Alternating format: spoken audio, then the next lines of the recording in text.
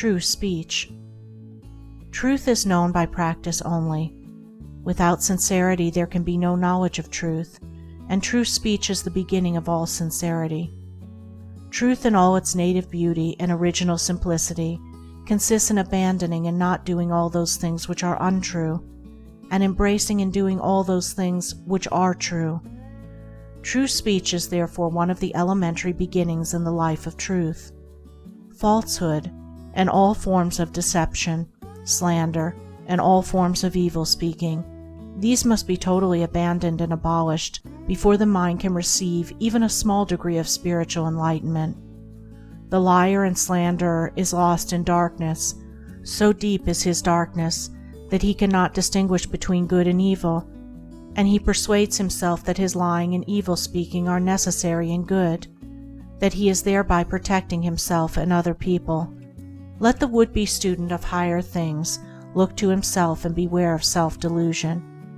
If he is given to uttering words that deceive or to speaking evil of others, if he speaks in insincerity, envy, or malice, then he has not yet begun to study higher things. He may be studying metaphysics, or miracles, or psychic phenomena, or astral wonders. He may be studying how to commune with invisible beings, to travel invisibly during sleep, or to produce curious phenomena. He may even study spirituality theoretically and as a mere book study. But if he is a deceiver and a backbiter, the higher life is hidden from him. For the higher things are these: uprightness, sincerity, innocence, purity, kindness, gentleness, faithfulness, humility, patience, pity, sympathy, self-sacrifice, joy, goodwill, love. And he who would study them, know them, and make them his own, must practice them. There is no other way. Lying and evil speaking belong to the lowest forms of spiritual ignorance, and there can be no such thing as spiritual enlightenment while they are practiced. Their parents are selfishness and hatred. Slander is akin to lying, but it is even more subtle, as it is frequently associated with indignation, and by assuming more successfully the appearance of truth, it ensnares many who would not tell a deliberate falsehood. For there are two sides to slander. There is the making of repeating of it, and there is the listening to it and acting upon it. The slanderer would be powerless without a listener. Evil words require an ear that is receptive to evil in which they may fall, before they can flourish. Therefore, he who listens to a slanderer, who believes it, and allows himself to be influenced against the person whose character and reputation are defamed, is in the same position as the one who framed or repeated the evil report.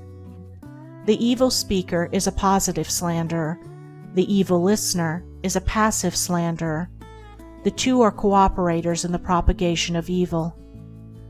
Slander is a common vice and a dark and deadly one. An evil report begins in ignorance and pursues its blind way in darkness. It generally takes its rise in a misunderstanding. Someone feels that he or she has been badly treated, and filled with indignation and resentment, unburdens himself to his friends and others in vehement language, exaggerating the enormity of the supposed offense on account of the feeling of injury by which he is possessed. He is listened to and sympathized with. The listeners, without hearing the other person's version of what has taken place, and on no other proof than the violent words of an angry man or woman, become cold in their attitude towards the one spoken against, and repeat to others what they have been told, and as such repetition is always more or less inaccurate, a distorted and altogether untrue report is soon passing from mouth to mouth. It is because slander is such a common vice that it can work the suffering and injury that it does. It is because so many, not deliberate wrongdoers, and unconscious of the nature of the evil into which they so easily fall, are ready to allow themselves to be influenced against one whom they have hitherto regarded as honorable, that an evil report can do its deadly work. Yet its work is only amongst those who have not altogether acquired the virtue of true speech, the cause of which is a truth-loving mind. When one who has not entirely freed himself from repeating or believing an evil report about another hears of an evil report about himself, his mind becomes aflame in burning resentment, his sleep is broken, and his peace of mind is destroyed. He thinks the cause of all his suffering is the other man and what the other man has said about him, and is ignorant of the truth that the root and cause of his suffering lies in his own readiness to believe an evil report about another. The virtuous man, he who has attained to true speech, and whose mind is sealed against even the appearance of evil speaking, cannot be injured and disturbed by any evil reports concerning himself, and although his reputation may for a time be stained in the minds of those who are prone to suggestions of evil, his integrity remains untouched and his character unsoiled, for no one can be stained by the evil deeds of another, but only by his own wrongdoing.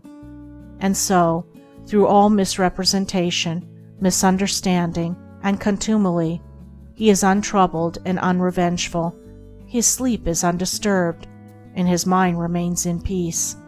True speech is the beginning of a pure, wise, and well-ordered life. If one would attain to purity of life, if he would lessen the evil and suffering of the world, let him abandon falsehood and slander in thought and word. Let him avoid even the appearance of these things, for there are no lies and slanders so deadly as those which are half-truths. And let him not be a participant in evil speaking by listening to it. Let him also have compassion on the evil speaker, knowing how such a one is binding himself to suffering and unrest. For no liar can know the bliss of truth, no slanderer can enter into the kingdom of peace. By the words which he utters is a man's spiritual condition declared. By these also is he finally and infallibly adjudged. For as the Divine Master of the Christian world has declared, "By thy words shalt thou be justified, and by thy words shalt thou be condemned."